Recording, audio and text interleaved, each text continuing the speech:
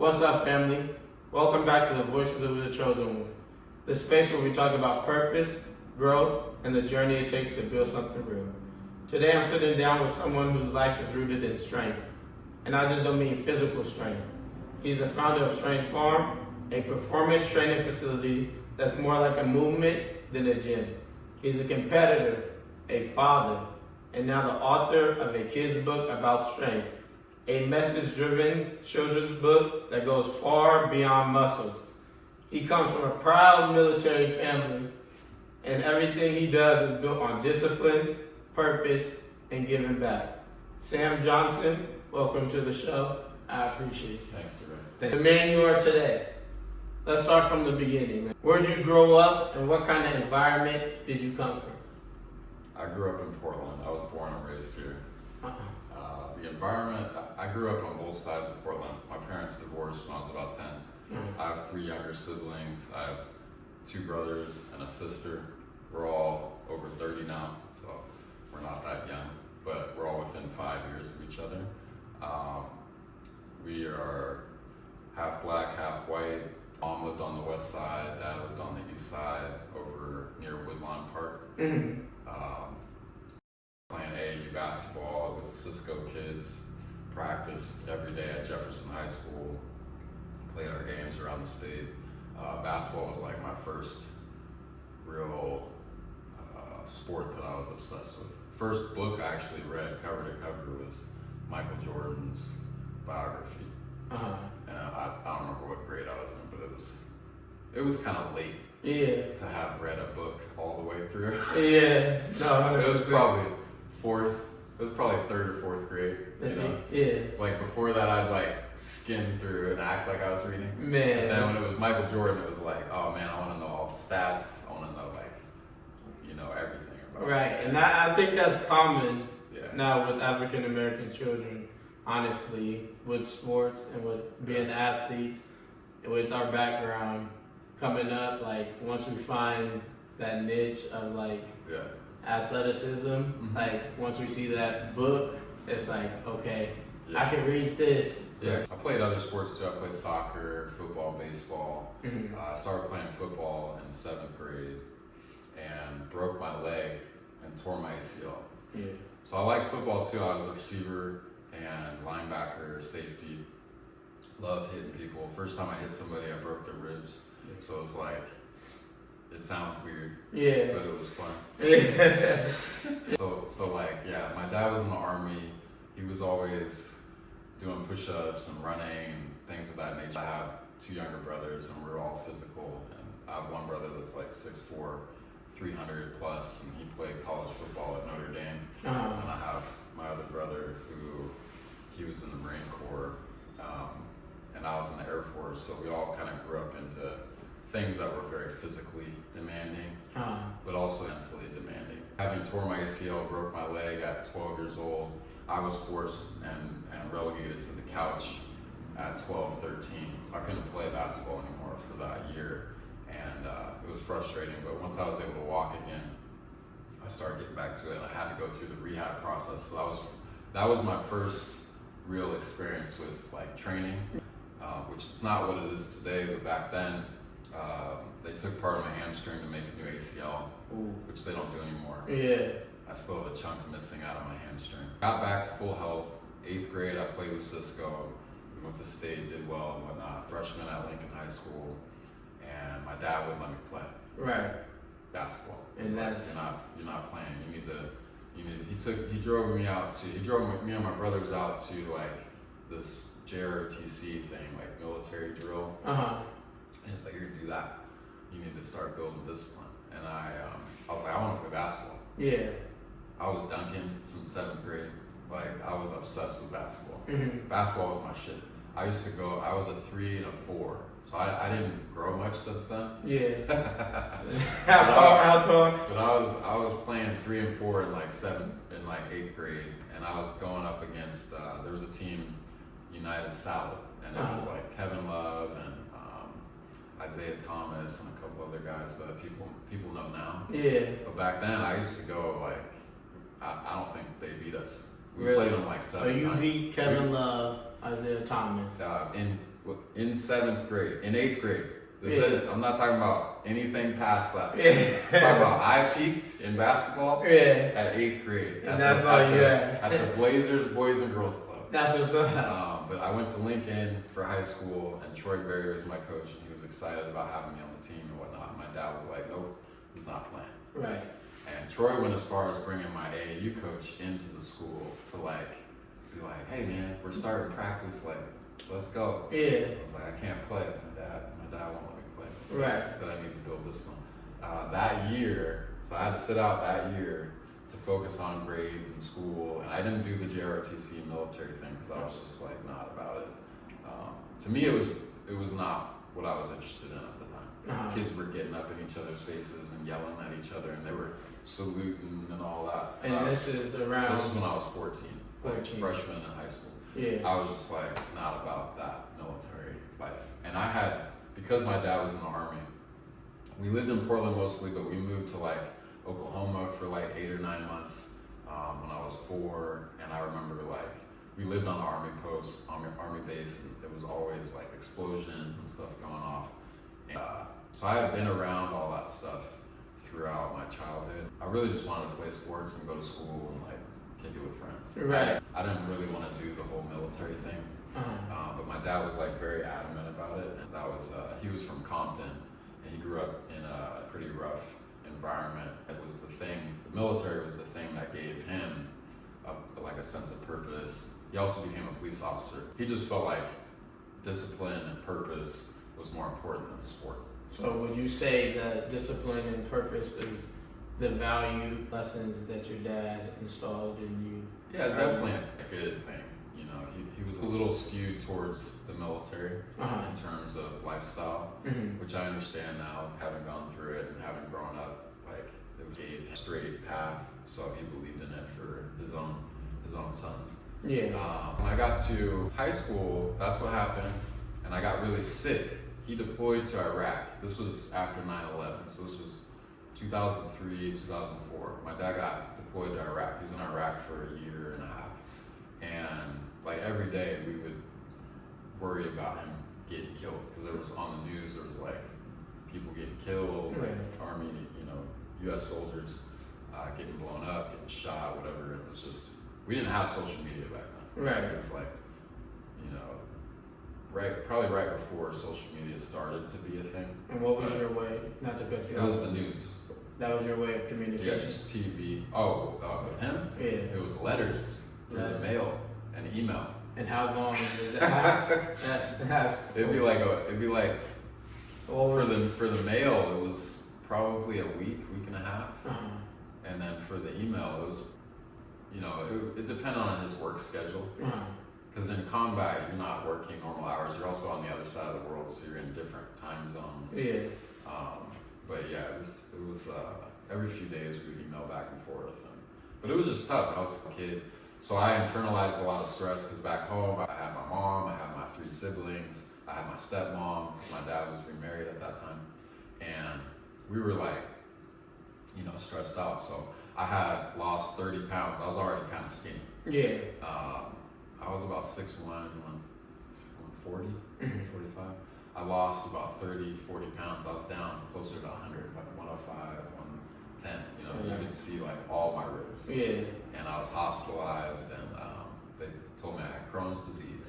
So I had this whole situation probably brought on by stress. Can you explain a little what Crohn's disease is? Yeah, Crohn's disease is autoimmune disorder. It causes inflammation in your body. So my intestines basically they couldn't do their job. So they weren't my digestive system was inflamed. So my body wasn't digesting food properly, and I wasn't able to absorb the nutrients. So that's why I was losing weight. Yeah. I lost a bunch of weight. They got in the hospital. I think I stayed a few days in the hospital, maybe close to a week. Yeah. They gave me prednisone, which is an oral steroid, and it's basically, it gets the inflammation down and it helps your body start to absorb nutrients. But it has a side effect of making your face blow up. Family Guy. Yes. So I looked like Quagmire. Right. This little scrawny body with this chunky face. And I missed maybe a month or a month and a half. And you, how old are you? I was 14. So it's around that age. Freshman year of high school. It was literally like For people. after basketball season. Yeah. I got really sick. Yeah. But like literally after that, my dad had been sent to Iraq. So that's a tough time. So yeah, it was tough. Mentally, how are you handling this? Because mental health isn't like Back then? Yeah, mental health probably isn't anything back then. So mentally, who were you leaning on for support at such a young age? Yeah, I think people have a different way of saying it back then. I think it was more. I grew up going to church. Like my family was big on faith and believing in God. When you're going through hard times, it's like the mental health concept is a new word. Yeah. But back then it was like everything happens, but it's a way forward. It's a way through it. Yeah. So you have to push through it. I didn't ever think I wasn't gonna make it, or I really was young. I wasn't very aware. I just wanted to get back to being healthy so I could like play sports, honestly, 100%. and like go to school and be normal. I didn't like having the puffy face. That's why I remember. Yeah. Because people didn't recognize me. They thought I was my brother. My brother that played football, he's always been bigger. It was weird, but got back to full health. Started playing sports again.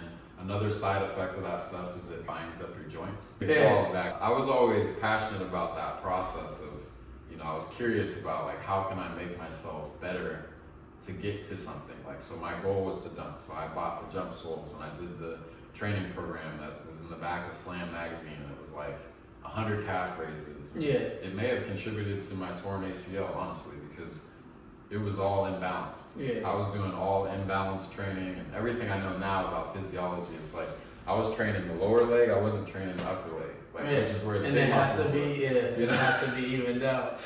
I basically had a year and a half on top of the prior year and a half that I had in middle school. Now I started off high school where I was basically stunted with regard to athletic development. Got back into track by the time I was able to like actually run and jump. So this was about the end of sophomore year. Yeah. And I was doing 100-meter because I was a sprinter. So I ran 100, I ran 200, I ran 4x1. I did high jump and long jump. And my favorite was the 100 and the high jump. But I was doing 100 repeats, so you sprint the 100 and then walk a lap and then sprint another 100. And I don't know which one it was probably the 6th or 7th, and my hip flexor on my right leg, the same leg I broke and tore my ACL, the hip flexor popped when I was sprinting. And it had felt tight, and it was raining and it was cold because it's Portland, and it was springtime, and it just popped, and I couldn't raise my knee. I pulled my hip flexor, so I had to miss the rest of the track season. And the coaches called me soft. Ooh. My coaches called me soft. Shout out to them. How'd you feel about that one? I took note of it.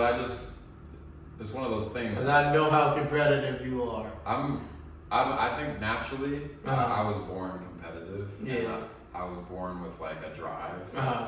Not many people understand, but it's really just, it's not for anybody to understand. It's for me to understand, like just being aware of that. Things like that I remember because it gave me a little bit of like, I'm gonna get better at one point. I gotta show you. Yeah, it's not soft, it's injury. And it's one thing. I actually had a dude at home, my dad, who was the opposite of soft. Yeah. Right. 100%. You got characters. You got characters online now, like portraying themselves as tough military people and doing all the antics. But the people that really did it and really did it before the movies and before the social media, and they really did it to do it. Yeah. They're not doing it for show. Yeah. And so I grew up. My dad was one of those people. You know? And did you ever ask your dad, like, what was his purpose of going to the military? Oh yeah, it was to protect and serve the people that he cares about, which he believed in, good and evil. Like he was he wanted to be the good guy, like the superhero. But to be a superhero, you gotta do some bad shit to bad people. Yeah. And so he always understood, like, if the world doesn't have good guys protecting good people, the bad guys take over. Mm-hmm. And that's what Marvel's all about. Yeah. You know, it's not doing bad shit to good people. It's protecting good people and having to do the bad shit that's necessary to take care of the bad guys. Yeah. And so that was his whole thing. So when people would tell me or tell my brother or my brothers or my sister anything about being, oh, you need to do more sports or soft, we had him in our ear like, they don't even know what soft means. Right, the real definition. Because if you're actually injured, it would be stupid of you to keep trying to compete. Right. What it is the body is underdeveloped at those young ages, and my body was underdeveloped. I mean, I can show you a picture of me when I was in those age ranges, and like I said, I was in the low hundreds. Yeah. I weigh 200 pounds now, almost double what I weighed, but I'm the same height. Right. I'm the same height as I was when I was 13, 14, 15. When I got to be 16, I really hit the weights and I wanted to play sports. And my dad was back from Iraq and he was sick. He had lost some vision and his joints were all messed up. He was exposed to chemicals over in Iraq. And so he came back with a condition that deteriorates your nervous system. Yeah.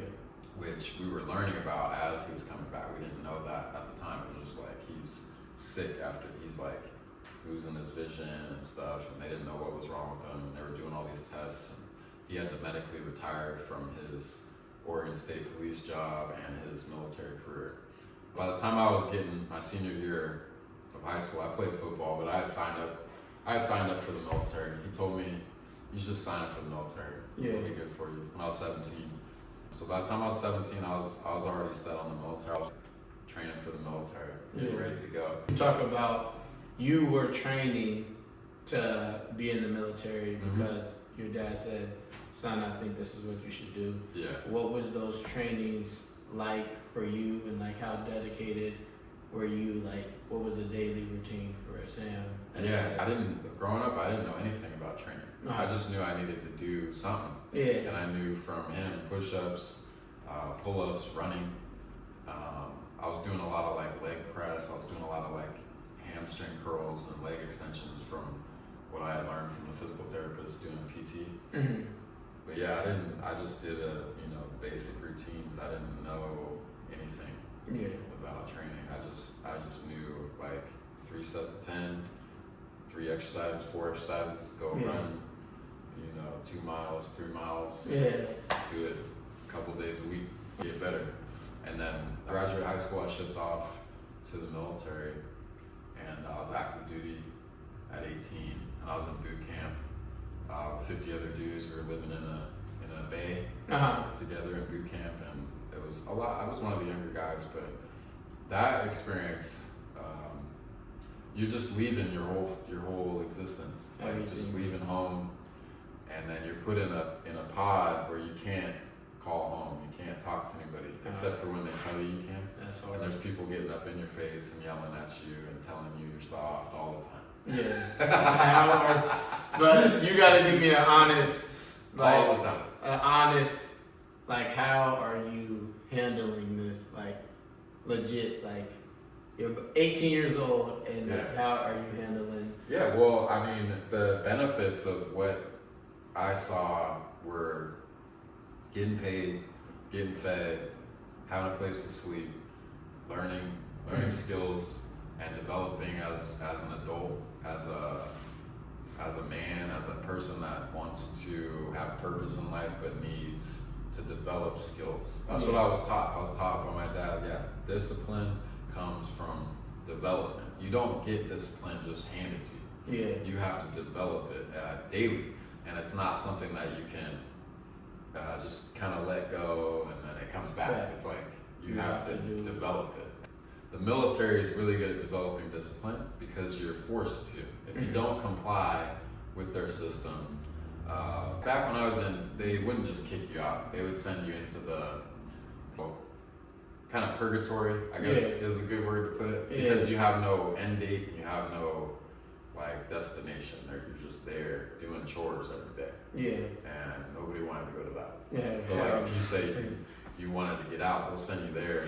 Maybe keep you there for a year, see if you still want to get out. And if you still want to get out, they'll get you out. Yeah. But you're basically in jail for like a year at least. But boot camp was like 9-10 weeks. Yeah. So I was just like getting through every week. Yeah. You know, and you're learning all these things. You're learning basic combat skills, basic fitness training. The fitness training was a lot of running, a lot of push-ups. I mean, but it was a lot of going to failure. It was a lot of like pushing yourself. And we used to do pyramid push-ups with arm raises. I remember that because it was surprisingly hard. For those that don't know what combat skills are, what is an example of combat skills? Basic hand-to-hand combat, using weapons, the different tactics within the military structure for the difference between cover and concealment, just like getting into all these things that your job, a lot of people don't understand, but your job when you join the military is to go defend the Constitution of the United States. So like it says that when you sign up, you sign and you do the whole oath. Yeah. But sometimes it's not real to people until they're there.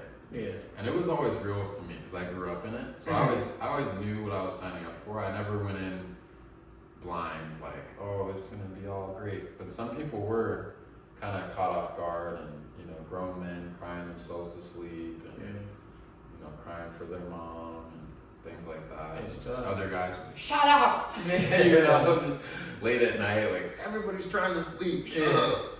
And be like, I just hate it here. And but got through boot camp, went to my job training, which was in Missouri. Boot camp was in Texas, and I'd never been to Texas. I'd never been to Missouri.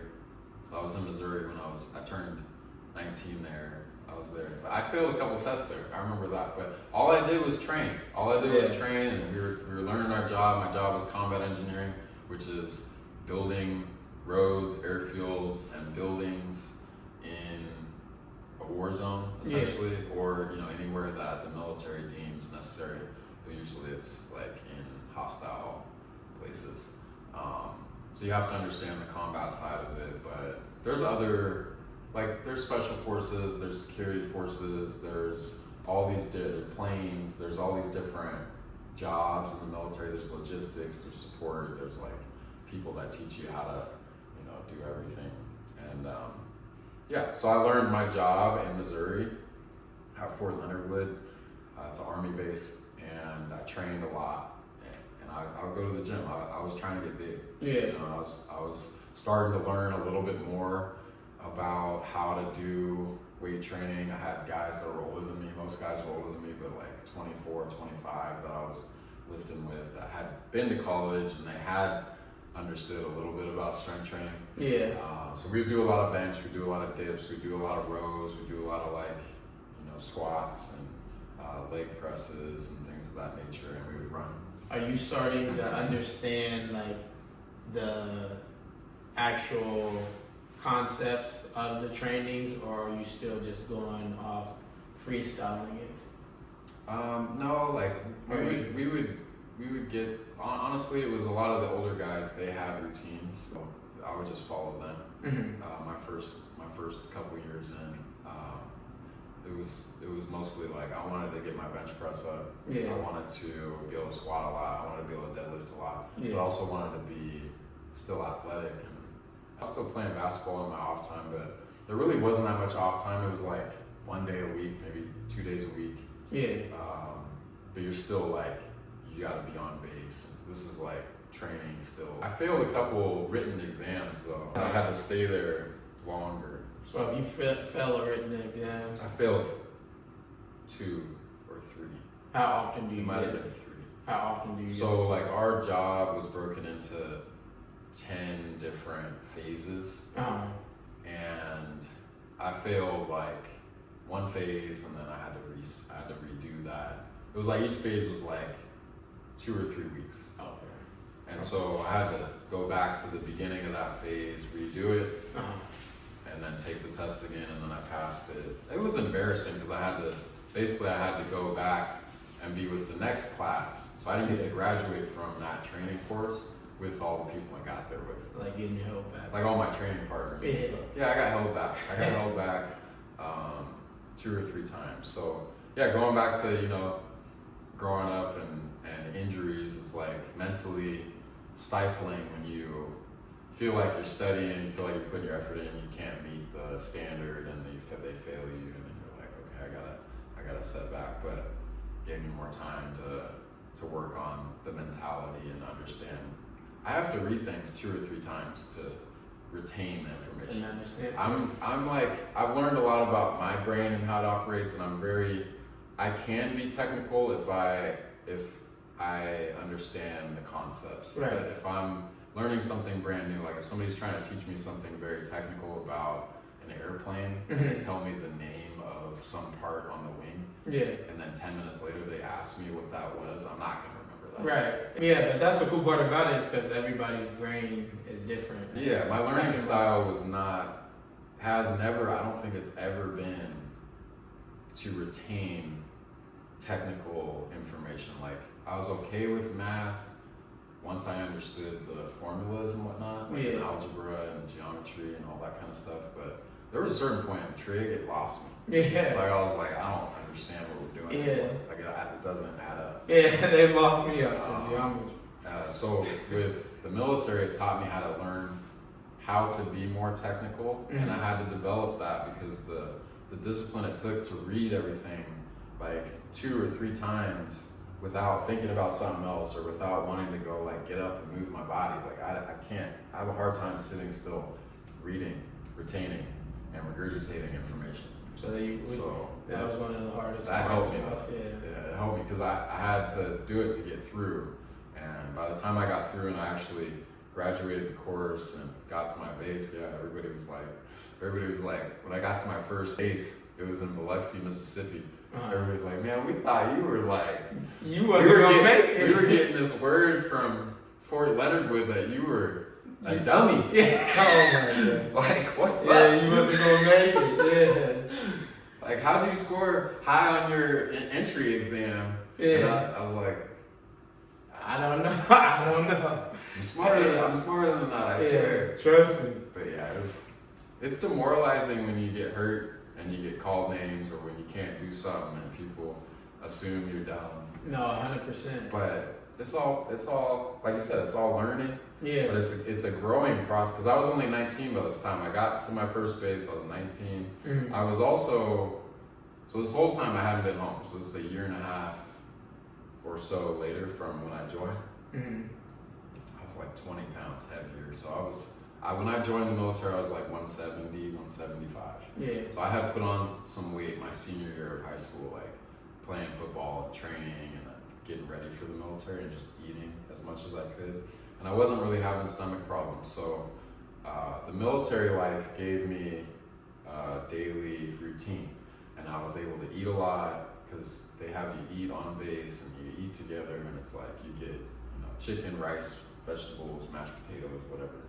You just pile it on your plate. It's like a cafeteria. Yeah. And you just eat as much as you can. You get 3 meals a day. So I was doing that consistently, and I was always hitting the weights. And I found that to be, almost as fulfilling as playing basketball growing up. Yeah. It's like something you can put your effort in and get something back. So I started seeing results. I started getting stronger and bigger, and I started moving some real weight. And the guys that I was training with were, they helped motivate me on those days I didn't feel like doing it. It was good. It was good to have training partners and stuff like that. Yeah, when I got to Biloxi, Mississippi, I went through there and worked really hard. We did our job, we did our training, and then they closed that base, and I was sent to Fort Lewis, McChord up in Washington. By the time I was so closer to home. Yeah. And by this time, my dad was really sick, and fortunately, one of my staff sergeants, when I was in Mississippi, his wife worked in like the HR department. And she was able to get me to that base. Yeah. So she was looking out. Yeah, she helped me. Connection. Yeah, because they knew like about my dad's situation. by this time, my brother Ethan was at Notre Dame. Yeah. Went to a bunch of his games, so I was able to drive from Mississippi up to Indiana a couple times. And yeah, it was, you know, it was a grind, but I was always making the most of it. That's very and cool. and studying and going to school at night. I took night college courses and things like that. Yeah. Still didn't know anything about what I wanted to do, like as far as actually training. You know, I didn't have a concept of training other people at that point. I was still working specifically on myself. Yeah. You know, and every day was like, how can I get better? And yeah, just fast forwarding to when I was at Fort Lewis McChord, like was able to visit family more. My dad was sicker and he wasn't doing very well. And my brother Paul was taking care of him. He was running track at Benson. He won state in like the 4x1 his junior or senior year in high school. So that was dope. Yeah, he could have ran in college too. That's what's up. But he was heavily influenced by our dad, and he became a firefighter in college and went to Oregon State. Oh, okay. And then yeah, I got sent. They told me when I was 20. They told me on a Wednesday. Today's Wednesday. They told me on a Wednesday, you're going to Afghanistan Friday. So you got today to get all these shots in your arm, like all the vaccines and stuff. There's like 10, 11 vaccines, smallpox, anthrax, every vaccine possible, basically. Malaria pills, like all that. Yeah. And then the next day I was at the range all day shooting. Yeah. Shooting weapons. Yeah. Mm-hmm. And then shipped off, packed all my stuff up, shipped off, and was in Afghanistan. And yeah, that was crazy. Because even on the way there, I woke up throwing up and sick because of the shots. The shots and the malaria pills. So yeah, I just remember, you know, this older dude. He kind of like, he was like, oh, first time deploying. Yeah. And he was like, they're called cots. You sleep on these like little bed type things. They're not really beds, but they're like, it's like, you know, in the hospital, a gurney. Yeah. You sleep on this little like gurney. Yeah. So I woke up throwing up, and he's like, oh yeah, like, you know, you just gotta get some light food in you, like get some applesauce. But we were in Kazakhstan, so we were like in between, you know, right before going to Afghanistan. Like Kazakhstan's like a holding area. And I spent 2 days there until I wasn't sick anymore.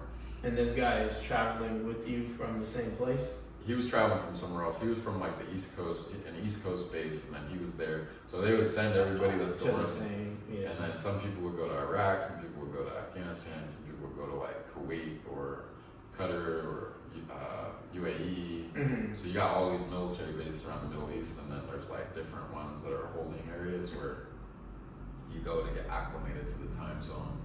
So I was in Kazakhstan for like 2 days, and then I went to Afghanistan. I flew in with the Army unit, and I was the only dude in the Air Force. Like my dad told me, join the Air Force, like it's better. And I spent more than half the time with the Army. Yeah. So I was basically in the Army, like it was no big deal. There's really no difference. It was just like the Air Force has this thing where it's newer. So some of their bases are nicer, but it's really the same work. Like you're still crawling through the mud if you have to, or you know whatever you have to do. But our job was mostly building things in and around the base. Like you know, the Afghanistan life was real though. And like on the plane, the lights go out, and the pilots are like, all right, you know, we're gonna land, and everybody's like, this is why they turn the lights off, because sometimes mortars or rockets get shot at the planes. That is scary. Man. So you're just going in, you got helmet and jacket on, and then land, and everybody's like, okay, boom, boom, boom. You get off, and you get to the place, and they're like, welcome to Afghanistan. Rule number 1, if this happens, this happens. And and go over here, you'll receive your weapons, and then and it's like, how are you retaining all this information? Yeah. Are you retaining it quickly, or are you? Yeah, well, by this time, I've been trained enough to understand, like, what I was doing. Yeah. But it just became, like, really real. Uh-huh. It's, like, really real. And you understand, you know, all the threats, all the different threats that are going down with like the Taliban, the mortars, the rockets, like sniper fire. There's things in the roads that blow up.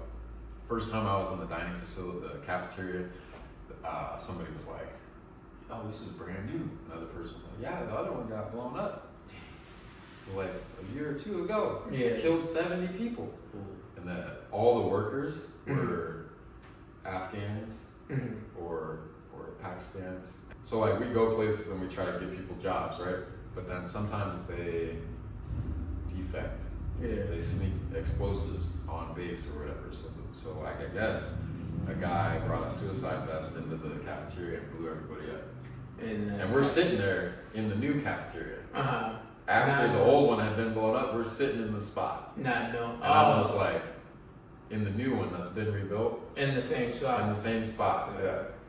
So the old one that got blown up, and now we're just sitting there, and I'm like, I don't know how much I'm gonna really spend time in this place with these sketchy dudes walking around serving our food. But that was the first week I was there. I learned to like accept whatever happens.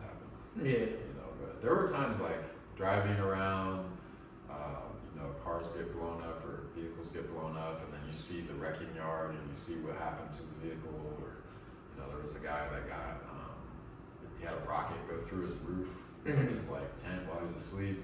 Didn't even blow up, it just went through his body, killed him instantly while he was asleep. So I had a hard time sleeping basically because of all the stuff, and you know, regardless of what was happening, I always turned to like training. So my day to day was just like go do my job from about 6 a.m. to 6 p.m. You know, a lot of it was road or airfield construction or reconstruction. Some other jobs, like I worked with explosive ordnance disposal for a bit. I built them a training facility for their, I was like, it was therapeutic, man. It was like an outlet. And I trained there and I learned more about training than I had before because there was like special operations guys and there was contractors. I saw a dude, we would just go to failure, basically. We didn't care like about recovery. Yeah. We weren't doing this to optimize our performance. Yeah. We're doing this survival. Right. You know? We were in there for 2 hours so that we could sleep. Yeah.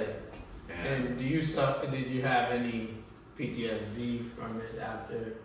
I think everything I just told you is part of PTSD. You know, everything, all the people that have car accidents, they get PTSD. People that grow up in the hood, first drive-by shooting I was exposed to, I was 5 years old at Peninsula Park.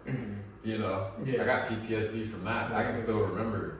I remember that just as well as I remember all this. Right. You know, so it's like, no, I don't have like, it doesn't debilitate me. I can still function. Right. But I think especially going back to the community, I think of people that are exposed to violence or trauma on a daily, weekly, monthly, or yearly basis, like whenever it is and it happens and you remember it and it really like left an image in you, that's on the spectrum of PTSD. Yeah, and everything I've learned about post-traumatic stress is it doesn't matter what happened, it's how your body absorbed it, basically, and it remembers it. And that's the first time I heard of like somebody saying on the spectrum of PTSD, you know, because when I think of PTSD, that's why I asked you, because usually it's like debilitating, you know, like sometimes you can't sleep, like, you know, that's part of it. I have a hard time in July. You know, because 4th of July, kind of a couple days before 4th of July, people start shooting off fireworks, and then the rest of the month. So I think I've been hardwired into, and a lot of other people that have grown up similar to me that had parents in the Army and they grew up in a similar way. Probably the same thing, even if they didn't join the military themselves. But. And speaking of the gym, so when did you come back?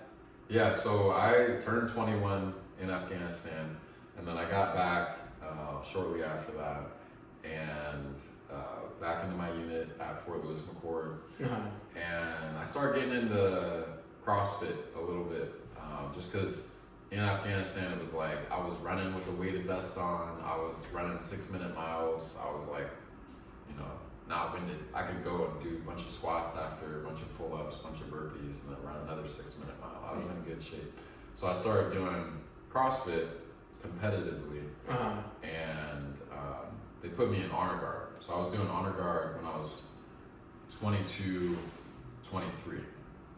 And I was a staff sergeant by this time, so I'd gone up in rank. I went up in rank pretty fast because I worked really hard. Like I was doing my job and I was pretty good at it, I would say. So that people noticed and they recommended me to get, you know, promoted, which was good because I was getting paid more, you know, and but I was still pretty young.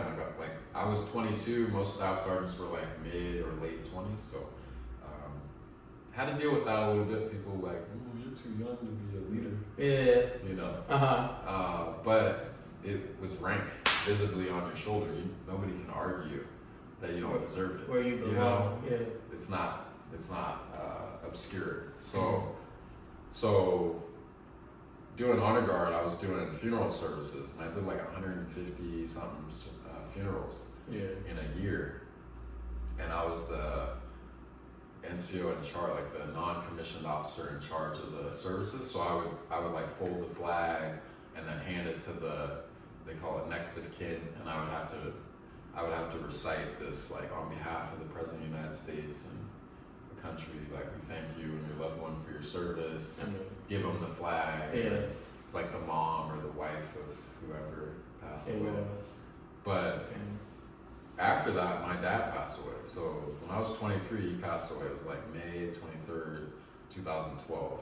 And I was still at that base, but I remember that day I went into the gym and just like hit it, you know, hard. Like it was one of the hardest workouts I can remember, besides the CrossFit Games. But like seeing him go from Iraq to his deteriorating state and then pass away. His big thing for me was like retire from the military, like spend your time in the military, get, you know, do your 20 plus years and then you know, get the benefits, and just seeing what happened to him, I just didn't feel comfortable with that concept. I didn't feel comfortable staying in the military, and I felt like training was starting to kind of grow on me a lot because I would just hit the gym every day, and I had a group of guys that it kind of flipped. Like I had a group of guys that were now coming to the gym with me, like meeting me at the gym, younger guys or people my age that wanted to train with me because they're like, whatever you're doing is obviously worth like doing its job. So yeah, my dad passing away flipped a switch in me where I was like, I don't think I can do the military much longer, because I had re-enlisted while I was in Afghanistan. So initially I signed up for 4 years, and then when I re-enlisted I did another 4. So I had 8 total, but I chose to get out at 7. But I have been applied and nominated for this combat training instructor job in Okinawa, Japan. And then I was training at this CrossFit gym called Reebok CrossFit Asia, which was started by a retired military guy. We went to Korea and won the region, and then went to LA and competed in the CrossFit Games. And I just saw the community vibe that they had, and then I wanted to do that back home. I got out and moved back to Portland. I got certifications in my last year in the military. I started studying it a lot more, regurgitating and understanding retaining information and being able to regurgitate it in ways that, you know, not only align with what science and research says, but then starting to understand it for myself, where it's like I understand the whole concept of training.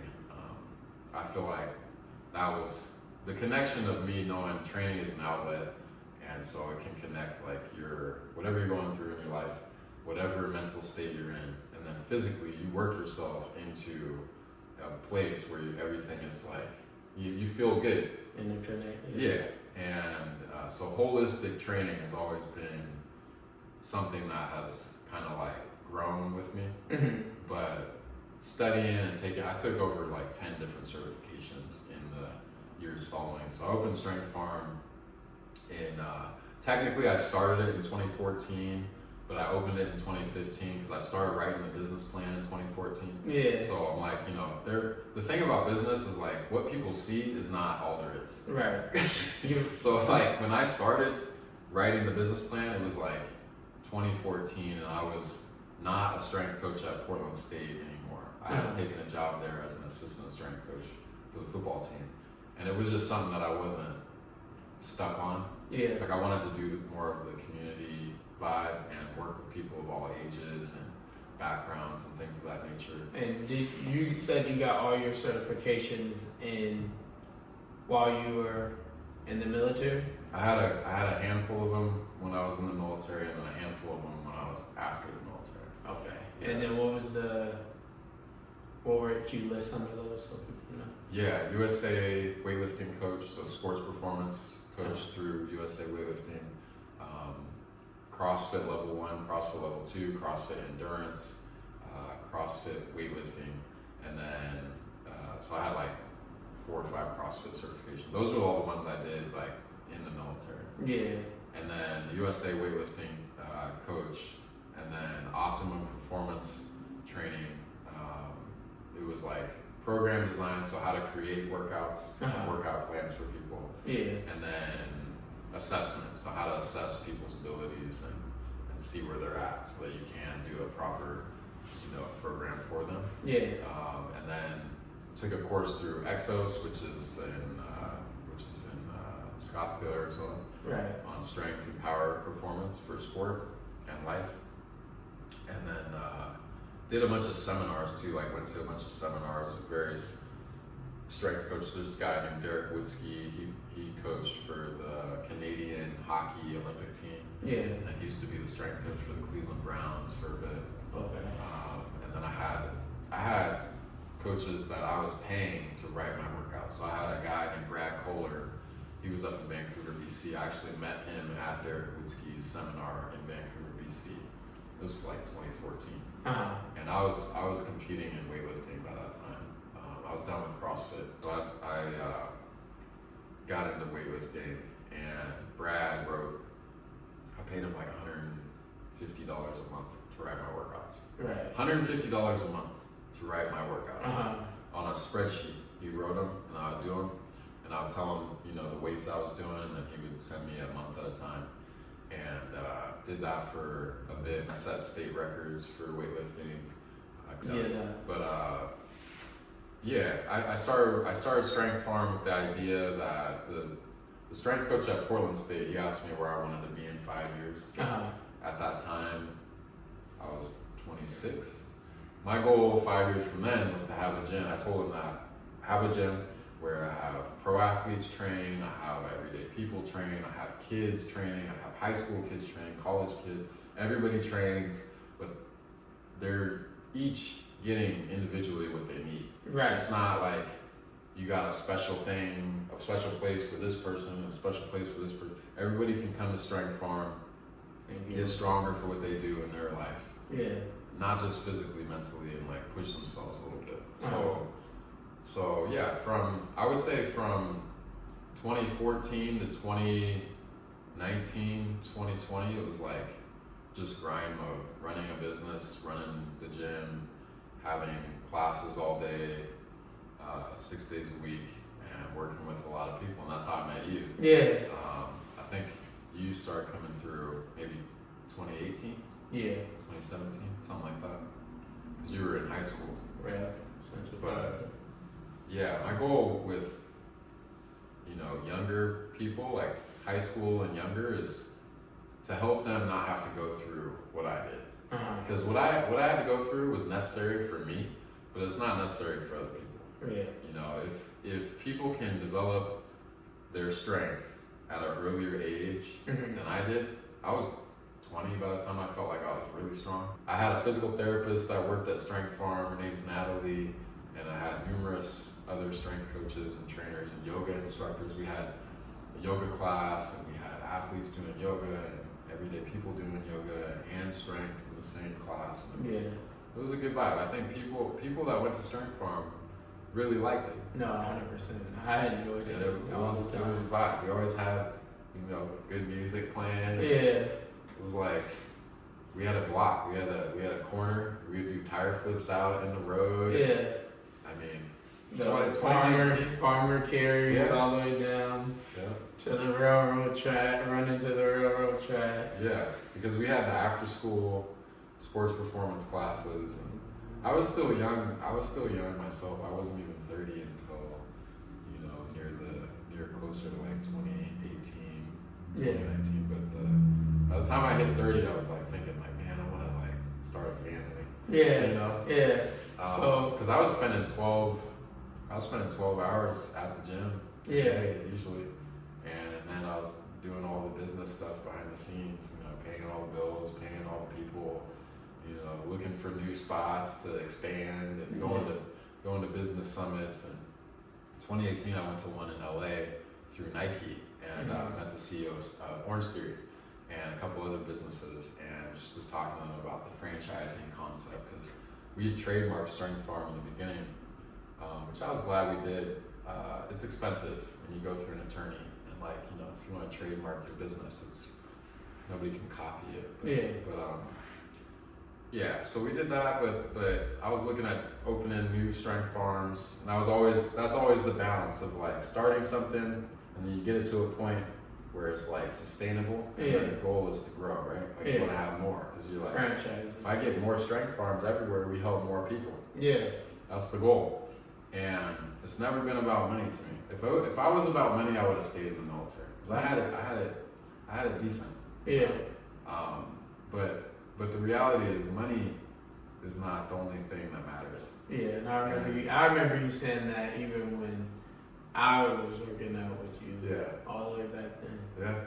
And sometimes money can be a distraction. Yeah. From the real purposeful work. Obviously, we live in an economy where you need it to survive. It's like oxygen and water. You need it. Yeah.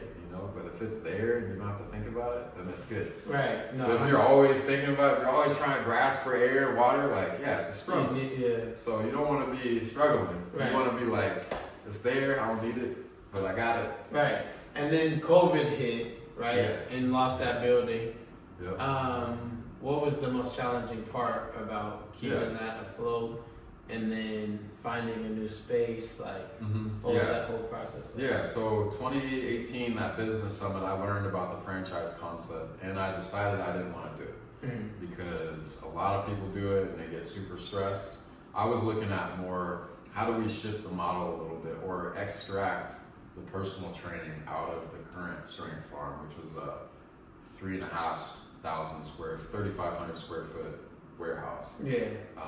Which was mostly group classes, but we had personal training in there too. So I was like, sometimes they would get in the way of each other. It's like loud music, people moving around everywhere, doing their class. Yeah. You're trying to train somebody one-on-one. Right. It's hard. Yeah. So I was like, how do we take the personal training out and get a studio? So I was looking at studios in the year of 2019. I also partnered with my business partner, Danny, who was a client of mine. And he runs a digital marketing and design agency. Okay. And he has software engineers and designers in his company. So we started a new company, and it's called Strength App. And basically I wanted to take our program and the workout style that we built in Strength Farm, training people for real life. I was like, I want a Strength Farm app. Yeah. So I went to his office downtown. This is 2019, and we're sitting down. We're doing like a whiteboard session. So this is before COVID. Yeah, this is right before COVID. Okay. COVID wasn't even a thought. Yeah. We were just thinking, how do we help more people? How do we expand without having physical locations? Yeah. And so the Strength Farm app was the concept. And I had a friend previously that was a software engineer create a Strength Farm mobility app. And which is still a thing. It's just a free app that people can get mobility exercises. But we got into the office, we're sitting, and I wasn't pitching them anything. It wasn't like a sales thing. It was just like me spitting from the dome. Like, here's how it should be. There should be an assessment of a broad jump and a plank. Yeah. Here's why. It needs to be a scoring system. And then so Danny's drawing it up on the board. And then it's like this map.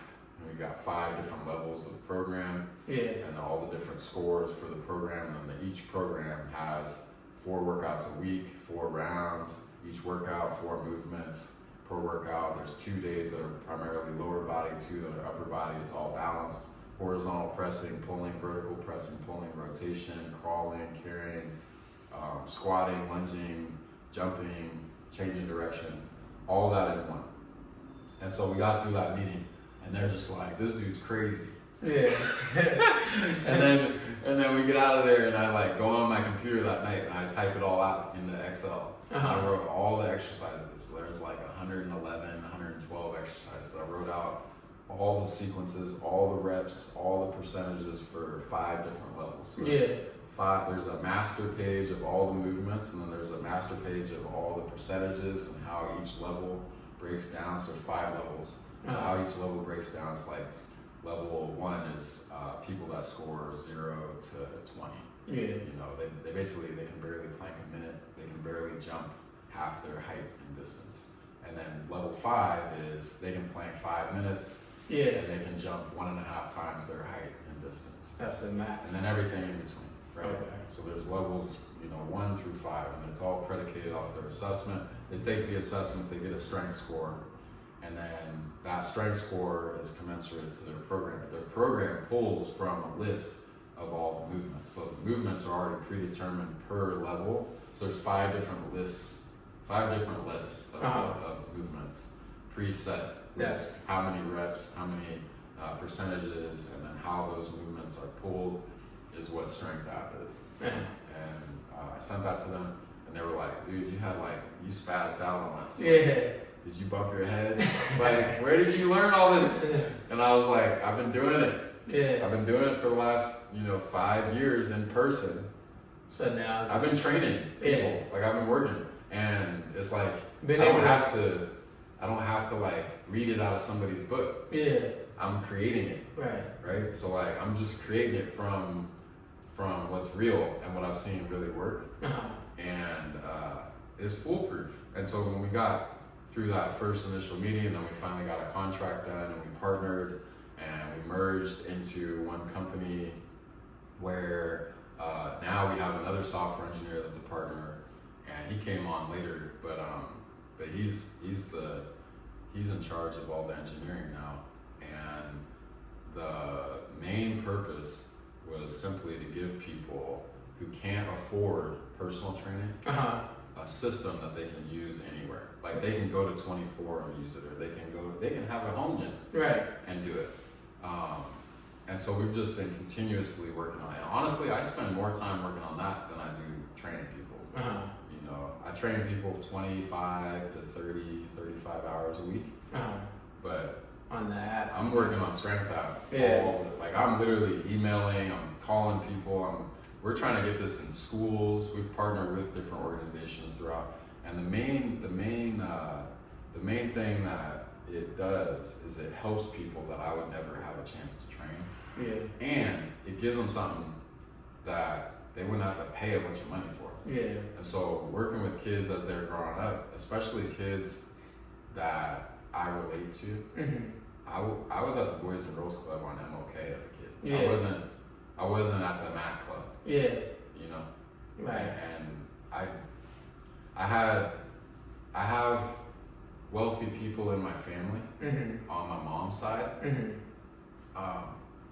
But growing up, my dad was always like, when you can help people, you need to help people. And that was great. But I always felt that. I always felt like I wanted people to train and not have to worry about having to pay for it. That's cool. And get the results. And so, people like yourself, people like Chili, every other young person I've worked with, Nas, like all the guys that you went to Central with. Elijah, some of them, man, I created it for you guys. Like, really, like those are the people that were in my head. Like, these guys can't come and train with me all the time. I need them to have a system that they don't have to like worry about going broke for. That's tough. And other kids like that. And so that was the concept. And then it was like, also a lot of adults and even pro athletes that I was training were not here.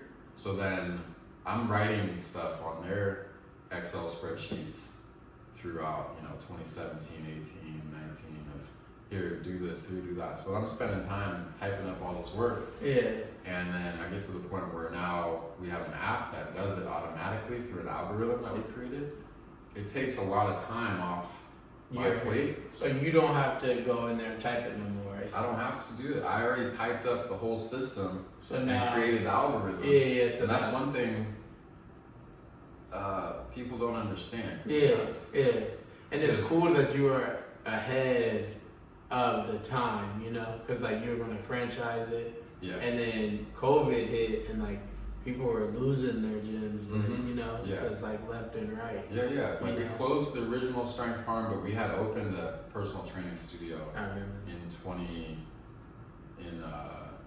it was basically like in 2020. Yeah. Like we opened it because we were already looking at opening a personal training studio. Mm-hmm. But then it worked out where I had to close the warehouse space, the original Strength Farm, and then move into that studio. And then I found where I am now currently, 8 months after that. Yeah. So I still do personal training. And it's something I'll probably always do because there's always people that need a little bit more guidance and things of that nature. But as far as Strength App being a digestible, usable thing that we released it, we worked on it all through 2020. We built it out. We shot all the videos. We had to edit all the videos for 110, 111 movements or whatever. Yeah. Plus the marketing materials and all the compliance through Apple and Google to get it into the Google store. We didn't go through a company to build it. Yeah. That's one distinction that I don't really get the opportunity to tell a bunch of people.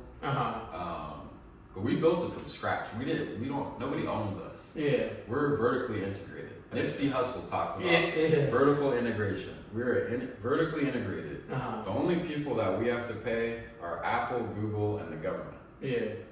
Nobody owns us. And Strength App is fully independent and is built by Strength Farm. Everybody that was at Strength Farm helped collectively build that thing because it's like without that place, it wouldn't have been that.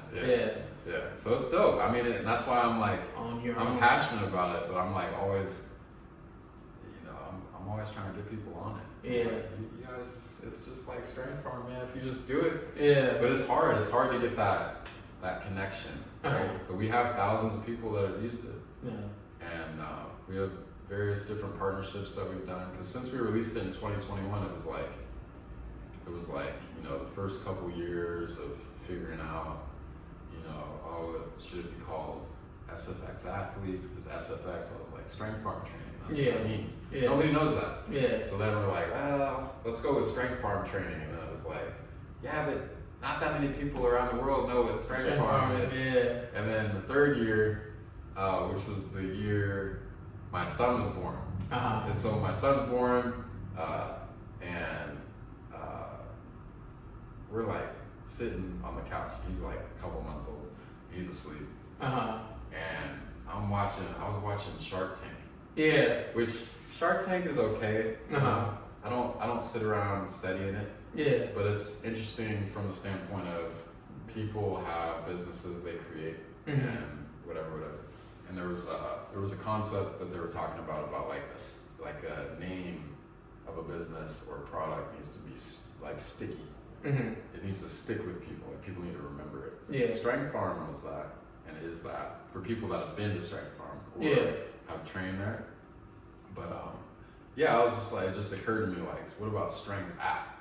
So I looked up strengthapp.com, and it was available. Nobody had it. So I guess nobody had thought to get it or use it. So we purchased it, and then we shifted to Strength App, powered by Strength Farm, and with logo. It was like, well, what's the logo? Like Danny's the logo guy. Yeah. The design, he designs all the website and the app and how it looks, and then Kendall, he runs all the engineering. We've had a couple other engineers throughout work with us too, but yeah. I was like, how do you say strength without like saying strength? Yeah. And they're like, put the muscle on. Yeah. That's tough. Yeah. How important is it to have that team? Yes, I mean, I couldn't do it without those guys. Like they're the magicians Yeah. on the computer. 100%. I know how to send emails. Yeah. And I know how to slightly operate Excel. Yeah. You know, but yeah, the reality is I'm not a technical guy. Yeah. I never really have been. I learned somewhat in the military how to pay attention to detail, how to have discipline. But once I got into something like, you know, as far as performance training, I would say, and holistic performance, not just, I played every sport, man. I played basketball, I played football, I ran track, I played baseball, I ran swim team even, Mm-hmm. I ran cross country. I'm an athlete, Yeah. you know, so athlete is at the top of the pyramid Yeah. in my mind, 100%. right? So under that, you have multi-sport athletes, Uh-huh. but how do you train them if they're only going to train for one? Yeah. You train them to be more athletic. Yeah. And so I'm like, everybody trains to get more athletic, and then in their time practicing their sport, they do their sport specific work. Right. And so that's how I look at training. I'm like, every person is an athlete. Train them to increase their weaknesses, balance them out with their strengths. Right. And then as a whole, as a holistic system, they get stronger and more powerful and less injury prone. Because if you over-index on any one thing, like calf raises, you might be throwing off the whole system, Yeah. and you might be screwing yourself. And you might not be working on those upper muscles like Yeah. you. And I think that's what happened to me. In addition to improper nutrition, Yeah. I don't think I ate a lot of candy and cereal. You know, people think I'm crazy now because I'm like green smoothies, routine, discipline. It's all a process, man. Yeah. When I was 12, I was just like every other 12-year-old. Right. Like when I was 15, 16, the only thing that changed me was the willingness to get out of my comfort zone. 100%. And if you can do that and then you just keep doing that enough, you'll make progress. And that's 100%. really what it's about. Yeah. It's like, it doesn't matter what you look like. Because if you train for performance and progress, you're going to look good. Yeah. Like, you're going to look like you and be the best you. Right. I feel like people that, you know, you get distracted by what everybody else is doing sometimes. Yeah. It's human nature. Right. But if you just focus on you, I think that's a good place.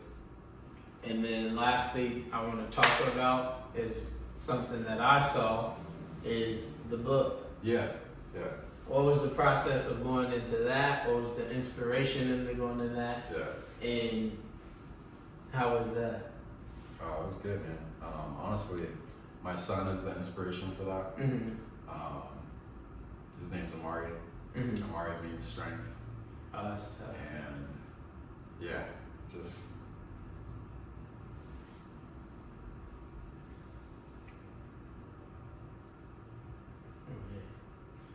That's everything. That's everything.